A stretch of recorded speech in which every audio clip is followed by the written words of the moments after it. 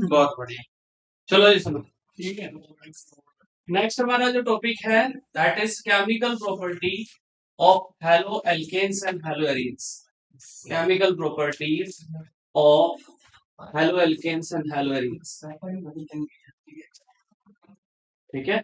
Of halo alkanes and halo arenes. इस topic के अंदर आप केमिकली सीखेंगे कि जो हमारा हेलो हेलो एल्केन्स और हेलो एरीन्स है वो किस तरह से रिएक्ट करते हैं दूसरी केमिकल कंपाउंड्स। ठीक है। आमतौर पे हम इस वाले पॉइंट को कवर करने के लिए तीन हिस्सों में इसको बांटेंगे। सबसे पहला रिएक्शन का हिस्सा होगा that is known as substitution reaction. क्या है सब्स्टिट्यूशन रिएक्शन? सब्स्टिट्यूशन का मतलब होता है कि किसी हाईली रिएक्टिव सब्सटेंस से आप लो रिएक्टिव सब्सटेंस को सब्स्टिट्यूट करो। ठीक है। दूसरा वाला पॉइंट इसके अलावा हम सीखेंगे which is all about elimination reaction. इसमें हम एलिमिनेट करना सीखेंगे कि अगर एक बॉडी से हम दूसरी बॉडी को कोई एलिमिनेट कराना चाहते हैं तो कौन से सुटेबल रिएजेंट्स अप्लाई करने होंगे। तीसरा इसके अलावा बात करेंगे which is about reaction with metals. यहाँ पे बहुत इंटरेस्टिंग एक कहानी होगी, साइंटिस्ट की थ्योरी है that is reaction with metal. हमने शुरुआत में कभी ऐसा सोचा नहीं था कि ऑर्गेनिक कंपाउंड्स मेटल से रिएक्ट करेंगे, लेकिन यहाँ की जो ये स्टेटमेंट है so it was given by Grignard in 1900। 1900 में, सन 1900 में ग्रिग्नार्ड नाम के एक साइंटिस्ट ने दी थी। उसने एक स्पेशल तरह के मतलब मॉलिक्यूल्स को वहां पे एक्सप्लेन किया था। उन मॉलिक्यूल्स को कहा गया था ऑर्गेनोमेटेलिक कंपाउंड्स। तो ऑर्गेनोमेटेलिक कंपाउंड्स होते क्या है उसके बारे में यहाँ पे हम स्टडी करेंगे तीसरे वाले पॉइंट। तो सबसे पहले अभी हम शुरू कर रहे हैं दैट इज नंबर फर्स्ट। क्या है सब्स्टिट्यूशन रिएक्शन।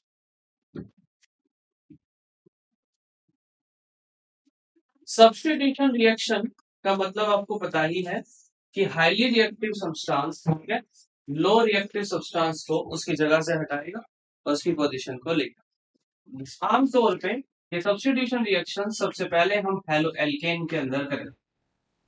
ठीक है।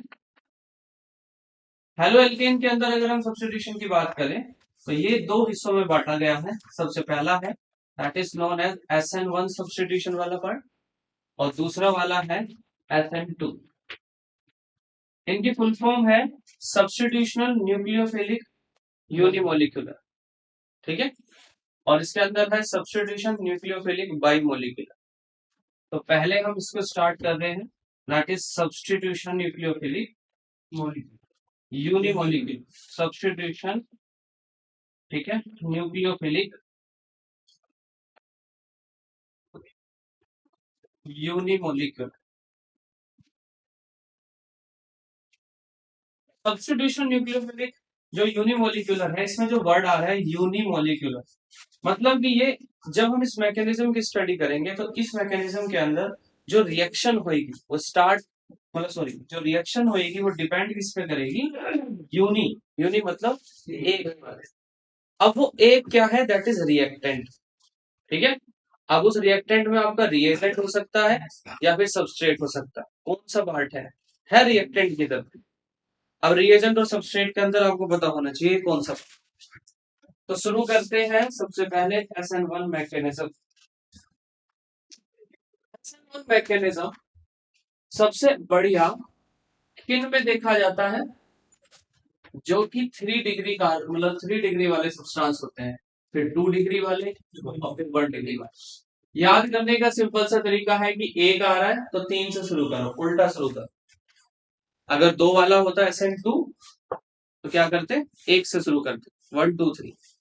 अब होता क्या है ठीक है यूनिमोलिकुलर के केस में तो सबसे पहले आपके पास कोई 3 डिग्री का सब्सटेंस है जैसे कि हमने यहाँ पे कंसीडर किया CH3 and single bond OH। ठीक है। तो देखो यहाँ पे ज्यादा क्या हो गया आपके पास में 3 डिग्री है तो इलेक्ट्रॉन का क्लाउड बढ़ गया भाई। और जैसे ही आप इस स्टेप से इनको ब्रेक डाउन करने की तरफ ले जाते हो तो सबसे पहले ये स्टेप स्लो स्टेप में काम करता है। और क्या होगा यहाँ से OH में जो ऑक्सीजन है ऑक्सीजन को चारों तरफ से इलेक्ट्रॉन की डेंसिटी मिलने की वजह से ऑक्सीजन क्या करेगा, इस कार्बन से अपना इलेक्ट्रॉन लेता है और अपना डिटैच हो जाना। तो कार्बन के पास में 3 CH3 इस तरह से बचते हैं विद पॉजिटिव चार्ज और प्लस OH नेगेटिव। समझ आ गई बात? बीच में हमने ये जो रिवर्सिबल का साइन लगाया, क्यों लगाया? क्योंकि अगर हमने इन दोनों को जोड़ा फिर भी यही बनेगा। लेकिन अब सेकंड स्टेप में क्या होगा? This is considered as step first. Second step में क्या होता है कि ये जो आपका कंपाउंड है, इस कंपाउंड को आप Br नेगेटिव वाले मॉलिक्यूल से या आयन से रिएक्ट कराओगे। तो जब आप ये Br नेगेटिव वाले मॉलिक्यूल से रिएक्ट कराओगे तो ये किस पर अटैक करता है? इस कार्बन पे। और ये carbon CH3 single bond CH3 single bond CH3 और आपका Br। इस तरह से कंपाउंड की फॉर्मेशन करता है। इस टाइम पर ये रिवर्सिबल नहीं होगा। क्यों नहीं होगा? क्योंकि ये एटम और ये दोनों के दोनों डिफरेंट है। और ये वाला जो स्टेप है it is considered as a fast step. Fast क्यों है? क्योंकि ये हाईली पॉजिटिव है इस टाइम पे और ये हाईली क्या है? नेगेटिव। तो डायरेक्टली ये कंपाउंड इस तरह से फॉर्मेशन करेगा। मजे की बात इसके अंदर क्या होती है कि ये जो कंपाउंड जैसा था पहले, मतलब जो इसकी इनिशियल स्ट्रक्चर थी, शेप थी, अगर हम इसकी शेप को देखें तो मेन शेप इसकी कैसी थी? टेट्राहेड्रल। और ऐसे ही प्रोडक्ट के अंदर भी ये कैसा बनेगा? टेट्राहेड्रल। तो मॉलिक्यूल्स की जो कॉन्फ़िगरेशन है, कॉन्फ़िगरेशन का मतलब है बनावट। क्या है? बनावट। So configuration does not change. Configuration does not change, change नहीं होती। और जब चेंज नहीं होगी तो आप क्या कहोगे? इसी कंसेप्ट को आप कहते हो, दैट इज नोन एज रेसेमाइजेशन। क्या है? तो मॉलिक्यूल्स की शेप जैसी पहले आपने ली थी वैसे ही बाद में रहेगी। कॉन्फ़िगरेशन का मतलब है, देखो कॉन्फ़िगरेशन से संबंध है कि जो मॉलिक्यूल की शेप पहले थी वो शेप बदल जाना। अगर वो बदल गई, उसकी बनावट बदल गई, होता क्या है कि कभी कभी जैसे हम दूसरे वाले केस में पढ़ेंगे अभी कि वहां पे क्या आएगा कि एक मॉलिक्यूल जब चिपकेगा तो मॉलिक्यूल पलट जाएगा। तो जो पलट रहा है इसका मतलब कॉन्फ़िगरेशन बदल गई, चेंज हो गई। इसलिए यहाँ पे वो कॉन्फ़िगरेशन नहीं बदलती। तो डायरेक्टली हम उसको कहते हैं कि रेसेमाइजेशन, या आप इसे नॉर्मली ऐसा भी कह सकते हैं कि रेसेमाइजेशन की जगह इट इज रेसेमिक। तो यहाँ रेसेमिक फॉर्मेशन। क्लियर? अब कॉन्फ़िगरेशन से क्या मतलब है आपको ये समझ लो कि कॉन्फ़िगरेशन के केस को थोड़ा सा और आप समझना चाहते हो तो हम SN2 की तरफ पहले चलते हैं। SN2 में क्या होगा कि SN2 के जब आप केस को पढ़ोगे तो उस कॉन्फ़िगरेशन में अपने आप समझ आ जाएगा कि कॉन्फ़िगरेशन एग्जैक्टली टर्म्स डिफाइन किस चीज को कर। तो सबसे पहले हम किसको स्टार्ट कर रहे हैं? दैट इज सेकंड वाला पॉइंट। ठीक है? Next. तो नेक्स्ट हमारा जो इसमें पॉइंट है which is about second number is SN2। Full form क्या होगी? सब्स्टिट्यूशन। ठीक है? हाँ जी, सब्स्टिट्यूशन न्यूक्लियोफिलिक बाइमोलिक्यूलर। अब बाइमोलिक्यूलर का मतलब है कि ये दो चीजों पर या दोनों चीजों पर डिपेंड करेगी जो भी रिएक्टेंट को होगी। अब ध्यान से एक चीज देखो, यहाँ पे कितनी चीजों पर डिपेंड कर रही थी? एक है। कैसे पता चल रहा है? क्योंकि हमने शुरू में एक ही रिएक्टेंट लिया, पहले उसको डिसोसिएट करवाया, इससे डिटैच करवाया OH मॉलिक्यूल, तो OH जो बाहर निकला तो इसका मतलब एक ही रिस्पॉन्सिबल है सबसे बढ़िया। जब आप इसे हटा देंगे तब जाकर रिएक्शन आगे बढ़ेगी। लेकिन इस केस में क्या हो रहा है ध्यान से समझिए। इस केस में 1 डिग्री, ठीक है, सबसे बढ़िया दिखाते हैं, फिर 2 डिग्री और 3 डिग्री। इसका भी एक रीजन है। क्या रीजन है? आपने एक मॉलिक्यूल लिया 1 डिग्री और 1 डिग्री के चारों सब्सटेंस को मैं यहाँ पे बना रहा हूँ। ठीक है? एक मैंने हाइड्रोजन लिया है, दूसरी तरफ मैंने यहाँ पे एक कंपाउंड जोड़ दिया जैसे कि फॉर एग्जांपल OH, और तीसरी तरफ ये वाला जो पीछे की तरफ है ऐसे मान लेते हैं। ठीक है, इसको थोड़ा डार्क कर रहे हैं। ये दूसरा हो गया हाइड्रोजन, ये हो गया, और ये आगे की तरफ लगा हुआ है हाइड्रोजन। क्लियर? आप क्या चाहते हैं कि इसको ब्रोमीन से सब्स्टिट्यूट कराना चाहते हैं Br नेगेटिव। अब आप समझो इस चीज को, थोड़ा सा साइंटिफिकली चीजों को इमेजिन करने की कोशिश करो कि OH का एक अपना क्या है, इलेक्ट्रॉन का क्लाउड है। OH का क्या है, एक अपना इलेक्ट्रॉन का क्लाउड है। अगर ये ब्रोमीन इस डायरेक्शन से आएगा तो इसका भी तो भाई अपना क्या है, इलेक्ट्रॉन का क्लाउड है। और जब ये इलेक्ट्रॉन का क्लाउड और ये इसका इलेक्ट्रॉन के क्लाउड के पास में आएगा तो रिएक्शन नहीं होगी। क्यों नहीं होगी? ऐसा इसलिए क्योंकि इन दोनों के बीच में एक रिपल्सन जनरेट हो जाएगा, और रिपल्सन होने की वजह से ये आपस में क्या होंगे, रिएक्शन नहीं करेंगे। तो हम क्या करेंगे, इस ब्रोमीन को इसके इस डायरेक्शन पे लेके जाएंगे, क्योंकि OH जब यहां से इसके साथ अटैच है तो पार्शियली नेगेटिव चार्ज इस पर डेवलप है, और कार्बन पे क्या है, पार्शियली पॉजिटिव। कार्बन का पॉजिटिव इस तरफ है तो अपने को इसी तरफ से अटैक कराने में ज्यादा फायदा होगा।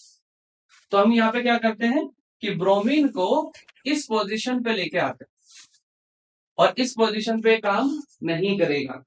तो यहाँ पे जो हमने ब्रोमीन का ये हो गया इलेक्ट्रॉन का क्लाउड, तो ये क्या होगा, इस तरफ अटैक करेगा आसानी से, और आपका जो पहला पोर्शन होगा थोड़ा सा जो आपको दिखेगा कुछ टाइम के लिए, दैट इज हाइड्रोजन।